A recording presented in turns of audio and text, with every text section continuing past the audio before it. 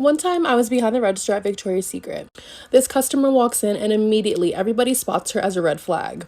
She's just picking up items, throwing them in her bag, not looking at sizes, not looking at colors. So everybody's like, Everyone's on their walkie like, watch this customer. She's coming to the fitting room. She's headed to the cash wrap. Somebody get her. Check her ID. Get her. Get her. She has a bag full of stuff. And guess who gets her at the register? Me. So she comes to my register and she dumps out her stuff and we're having a regular conversation. Hi, how are you? Yada, yada, yada. Her total comes up to probably between $700 to $900. It was expensive. My manager is at the register next to me talking to me on the walkie. Ashley, make sure you get that ID. Don't matter what she's using, make sure you get that ID. So I ask her for the ID because she's paying credit. Why do you need to ask for my ID? Just take it, run it. I'm like, no, ma'am, I'm sorry. I need your ID for the purchase. She starts to raise her voice at me. So she's raising her voice at me. And I'm like, but I couldn't. I just couldn't, y'all. So I was like, I can raise my voice too. Do you want to play this game? Because I'll win, promise. And she's like, oh, well, what time do you get off work? And I'm like, I'm closing. I'm actually getting off at 11. Would you like to pick me up? And then she calls me stupid. She's like, you're fucking stupid. And I'm like, okay, you know what? I'm gonna eat that. Then she calls me a dumb bitch. Whew. So I took a deep breath. And I said, fuck you, you dumbass bitch. Your broke ass can't even afford these motherfucking clothes and you over here trying to scam me. Fuck off my line. And honestly, me and her just started going back and forth at each other like, My manager's like, go to the back, go to the back, go to the back. I'm still cursing her out as I'm walking to the back of the store. I really thought I would get fired, but I actually didn't. Story time. My parents found out that I was dating a white boy. So a little background information. My parents are super strict, especially my dad. And on top of that, my dad thought that races should not mix. One of his sayings was, you don't see a blue jay fucking a pigeon. AKA, white people and black people should not be together. Sounds fucking stupid. Yeah, I know. Anyways, like I was saying, it was my freshman year of high school and I had been dating this boy for 2 months. And of course, he was white. And we had to keep it super low-key because if any of my friends found out about it, they would have fucking told my dad. Now when I look back at it, those weren't good friends at all. Anyways, every Friday, my boyfriend and I would go to the movies. And we would go to this theater that was 45 minutes away because nobody that I knew would be there. The only person that knew that I was dating a white boy was my sister. Well, the one day after the movies, I couldn't get a ride home, so I had to get a ride home with him and his family. And as soon as I pulled up, my parents were waiting outside, like for part 2.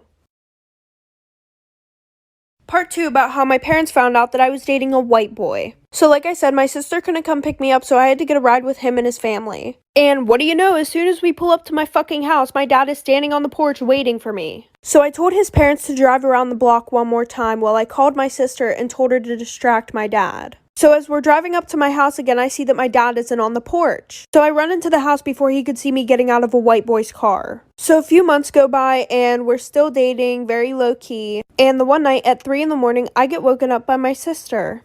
And she says, you better delete any pictures that you have of you and you-know-who off your phone. And you better come up with the story right now. Because one of your friends took pictures of you walking with him in the hallways and kissing him behind the stairwell at school. So after I deleted everything off my phone, a few seconds later, my dad came into my room screaming his head off. He was so mad. I ended up getting my ass beat. And I also got grounded from my phone for 4 months. But after that, my mom ended up leaving my dad. And then him and I got back together.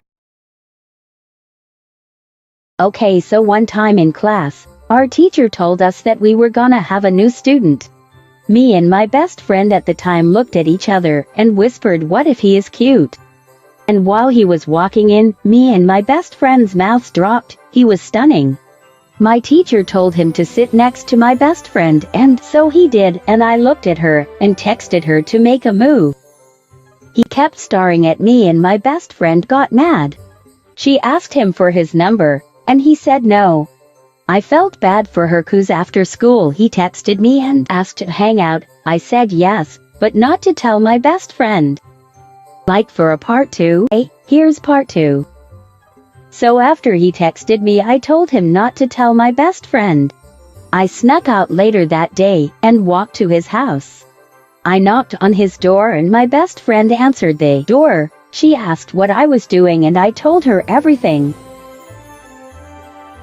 She asked me why I was lying, and then the boy showed up in his driveway. I was really confused, but it turns out she snuck into his house to murder him. She is still in jail to this day. Here's a story time that happened in 2nd grade. So my teacher never allowed fidget spinners, and my friend always brought one to school because that was the only thing that helped us focus. But every time she saw it, she would take it, and she would never return it even though she said she was. So me and my friend, I'm gonna call her Jalen, and my other friend, I'm gonna name her Caitlin. So me, Jalen, and Caitlin all had this plan to sneak into school and take our fidget spinners. So at recess, we had this plan spot behind the tree, and we would all talk about it. This girl even didn't eat her lunch because her teacher took away her fidget spinner. Anyway, we all had this plan to sneak in school and break the windows, go in class and steal all our fidget spinners and give them back to the owners.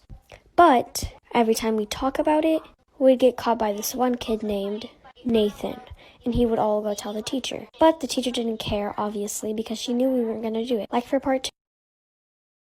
Okay, part 2 of the fidget spinners. Okay, so as you know, Nathan was going to tell on us, and the teacher obviously didn't believe us because we were little kids and he knew we wouldn't do that. So we all had a plan that the next day we would all meet up at the playground in the school at 6 p.m. So that day, no one showed up. I didn't even show up. And the next day at school, we all got mad at each other for not showing up, and we all said we showed up, but you guys didn't.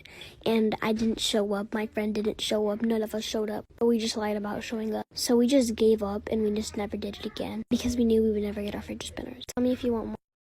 This is why waking up late might just save your life. One day when I was in elementary school, my mom and I both overslept, which meant I wouldn't be ready in time to get on the bus. School started at 8, my bus pickup time was at 7, and it was already 6:40 or something. I was still in my PJs and hadn't even had breakfast yet. My mom decided that today we would just tell the bus driver to go on ahead and she would take me to school, which would give me plenty of time to get ready. It's 6:50, I'm in my PJs eating breakfast, and that's when we hear the bus pull up 10 minutes earlier than scheduled. My mom peeks her head out of the door into the foggy morning and waves the bus on. She closed the door and came back inside, but the bus didn't pull away. There's a knock at the door and my mom opens it to find a man in a bus driver uniform. He explains he's a substitute bus driver because the regular driver called in sick and that he's early because he wanted to get an early start on the route. My mom says she's taking me to school because we woke up late. He gets visibly upset and says he can wait a few minutes since he's already ahead of schedule. My mom says that we won't be ready in a few minutes and tells him to go on ahead. He seemed really angry about this, but turned around, got back on the bus and left. But at 7 a.m., another bus pulls up to my house. My mom went out to talk to them and came back looking terrified.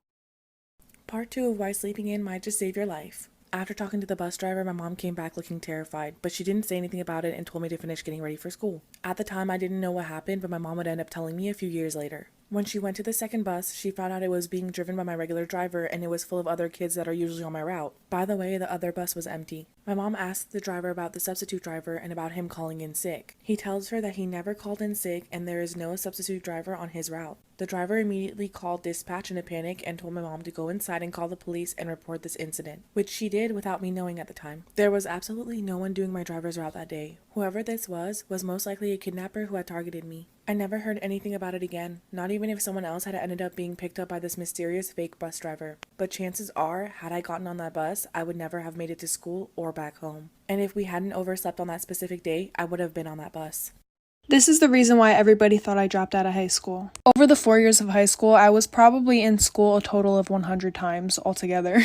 And this wasn't because I was lazy, I mean partially, but it was mostly because I have really bad stomach problems. So I always had these doctor's appointments, I was always missing school because my stomach hurt. So then my junior year, since my attendance was really bad, they decided to put me on home instruction. This means that teachers will come to my house for about 2 hours a day, 3 days a week. And my teachers had to bring with them these time slips, for example saying that they saw me from 9 a.m. to 11 a.m. And when I was a minor, my dad had to sign it. And when they hand in those time slips, those are the hours they're getting paid for. So I had this one teacher. She was my history teacher, but we would literally just gossip the entire time. She was mad chill. Sometimes, though, she would cancel on me, and sometimes I would cancel on her. But this was my senior year, so I was 18. So I was able to sign the time slips. So I saw her once a month when I was supposed to see her 4 times a month. So every time she came, I signed 4 time slips. I got the credit, she got the check.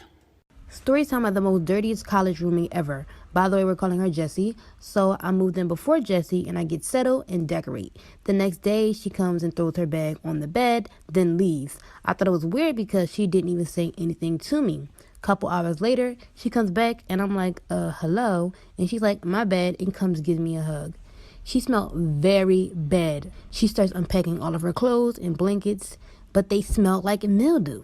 Anyways, a week later, there's this party going on for freshmen, and she goes, but I stay in because I had a migraine. I told her that when she comes back, can she keep the light off? Now it's 2 a.m., and she comes back in very loud, uses the bathroom, then goes to sleep. And now I'm up, so I got up to use the bathroom too. When I sit down on the toilet, I feel something very squishy. It was dark because, like I said, I had a migraine. I get up, turn the light on, and I was sitting in her shit.